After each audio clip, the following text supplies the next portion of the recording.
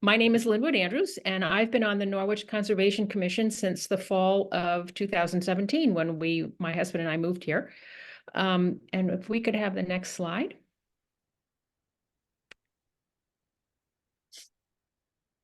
So I thought it would be interesting for everyone to see the actual Vermont statute that describes conservation commissions in the state of Vermont. As Sarah said, ours was founded in 1974, and we think it was the first one in the state. And this is our 50th anniversary. And according to the statute, we have quite a number of powers and responsibilities. We can create inventories of the natural resources and cultural assets in Norwich. We can advise the town and town committees on land acquisition. We have a budget appropriated by the select board. We can receive gifts of money and donations of money and of land. We administer conserved town land. We can advise town boards and committees about conservation issues, and we provide educational programs. Next slide. Our current commission has 9 members, each of whom have 4-year terms. We have 2 subcommittees, the Trails Committee and the Milt Fry Nature Area Committee. The Trails Committee basically maintains the town system of trails, and they have their own website with trails and trail maps on it. They welcome volunteers to help them maintain the trails, and they generally advertise their work days on the listserv.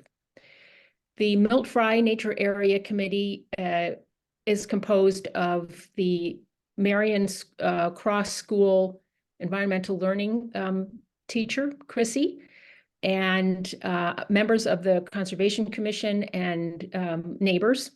And we basically handle any concerns that come up in the Milt Fry Nature Area and work to resolve them. Our meetings are held on the 3rd Tuesday of the month at 7 p.m. We welcome the public. We now are trying to do hybrid meetings most of the time, and we meet at the Historical Society building on Main Street. We have a variety of activities. We have an article in the Norwich Times every issue. There's 4 issues a year. We host educational events. We're currently working on an event, hopefully a speaker on bats. We did a roadside ash tree inventory. Unfortunately, AJ let us know at our last meeting that emerald ash borer has reached Norwich. And so we really need to come to grips with that problem because it's going to be very costly. Next slide, please. We also work with the town on land conservation, and these are 2 of our most recent projects, the Woody Adams Conservation Forest, which you can see on the left, and that is a tract of land. We helped the landowner, the Adams family, sell the land to the town, so the town now owns it, and put it under conservation easement with the Upper Valley Land Trust. And the land immediately to the left of it is the Guile Mountain land, which is also, I believe, owned by the town and is conserved. And below it is the town forest. So that is now one complete unit that is all conserved, about 300 acres of forest in what is identified by the state as high priority forest area. The tract on the left, the Arnold property, actually it should, no, I'm sorry, I got them reversed. I'm sorry, on the left is the Arnold property and on the right is the Woody Adams. So we'll go back to the Arnold property, sorry about that.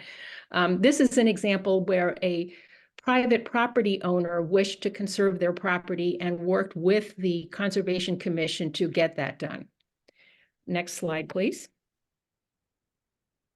And so I have a few pictures from the Woody Adams Conservation Forest. The family was very interested that the land have trails for cross-country skiers. So we are working to develop those trails.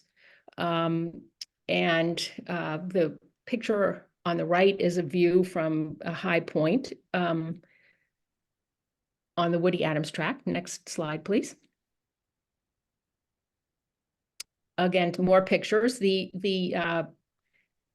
trails are being developed, so you can see one is labeled here. And very recently, Lindsay Putnam and Sayer from the Upper Valley Land Trust did a walkthrough of the Woody Adams Trail to make sure that the town was meeting the terms of the conservation easement.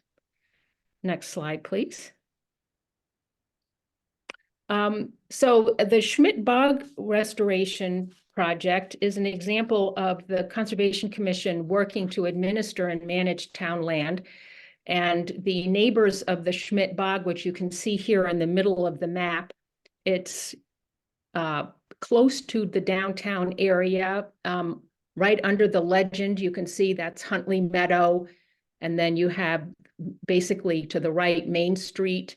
And the Schmidt Bog is up there near Upper Loveland and not too far from I-91.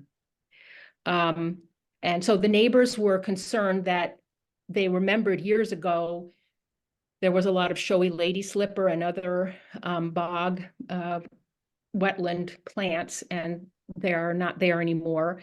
And it's been taken over mainly by buckthorn. So they've been working very hard to remove the buckthorn and hope to replant many of the native species that used to be found there. Next slide, please. We are also working to encourage better wildlife habitat, especially for species that are threatened. So we have, this year, we worked with the Richmond Middle School wood shop, and the middle schoolers there built us 11 bat houses. And on the right, you can see 2 bat houses that were erected at the Milt Fry Nature Area in the field. And we have them at a variety of other sites around town. There's one that you can see if you're coming from Hanover across the Ledyard Bridge. If you look to your right, you'll see one of our bat houses just as you reach the Norwich side. There's one at Huntley Meadow. There's one near the pizza oven at Barrett Park. There's one in Brookmead. And we are going to be monitoring these, and depending on where they are successful and we attract bats, we'll add more boxes. The picture on the left is a kestrel box that is at the Milt Fry Nature Area. And this is the only one that the Conservation Commission has put up, but we've encouraged people in town to install them on large fields. And the boxes near where the Umpampanoosic comes into the Connecticut River, there are large fields there. They have been very successful in attracting kestrels. We are going to be installing tree frog tubes. We have to identify ponds next to which we can put the tree frog tubes, and they're basically, the frogs will climb up these PVC pipes and sit on the inside of the pipe during the day. And so people can look down in and see them. And we also, in the Milt Fry Nature Area, constructed a vernal pool and are working to establish a native planting around the vernal pool, and also in the field to establish wildflower plots. Next slide, please.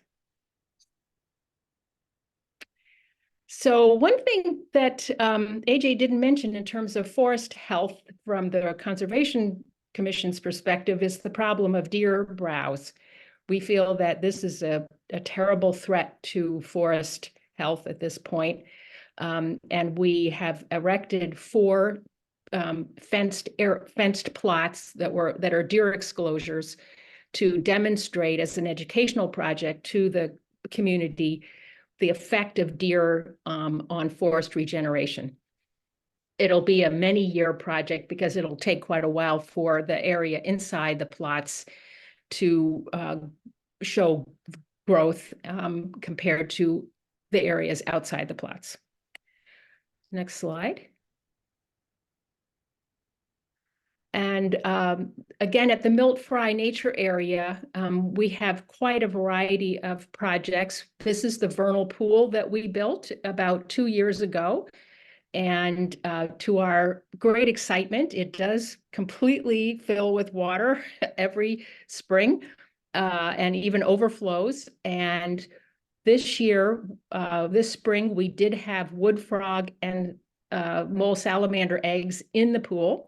So we're excited to see that they come back, hopefully, this spring. So we were worried that we would need to seed the pool with these species, but they seem to be moving in on their own. We have quite an invasive removal project, and we are always, always interested in any volunteer help to do that. Mostly we're pulling buckthorn and euonymus from the woods. We do have, unfortunately, Oriental bittersweet, and we are going to need to deal with a pretty substantial wild chervil problem that started near the street, near Main Street, has crossed the little stream and is now moving into the field. We are also working to stabilize the stream bank. There's quite an erosion problem there.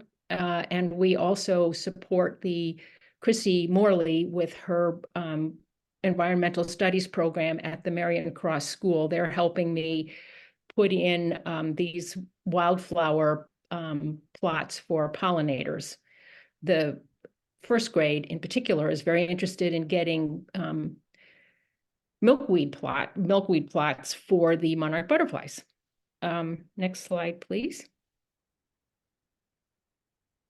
And finally, we do have a website. There are two websites.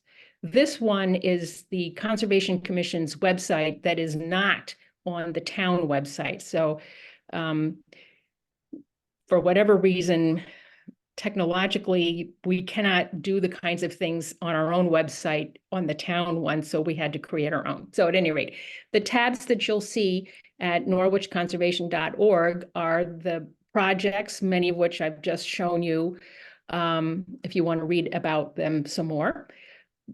Any events we might be having, what the schedule is. We have the meeting date and time and agenda of our regular monthly meetings. We have copies of all of our Norwich Times articles, and then we have a tab for resources. And under the resources, we have information about how you can combat climate change. We have a lot of information on how to grow your own native plants. I don't know if you have heard of Doug Tallamy and his Homegrown National Park. He's identified what he considers to be keystone species that support insects that are most important to birds. And so I've created a list of what are the keystone species that are actually native to Norwich. And you can find that list on the website, as well as information about where to get the plants, the seeds, how to grow them. We have information about forest management, about the deer problem and how to cope with it, about the most common invasive plants that you will meet in your woods and how to deal with them. Information about living with bears. At the moment, they're hibernating, but pretty soon they're going to start coming out, and you want to get those bird feeders down so that we don't have conflicts with the bears, and your trash cans secured. We have information on pollinators and how to support them, and water conservation. So that's my information that I have for you. And please feel free to come to any meeting and let us know what you're thinking or what your questions are or what your concerns are. And look for us on the listserv in terms of any volunteer activity that you could become involved in. Thank you. Thank you so much. So yeah, if you can just stop sharing the screen, that'll be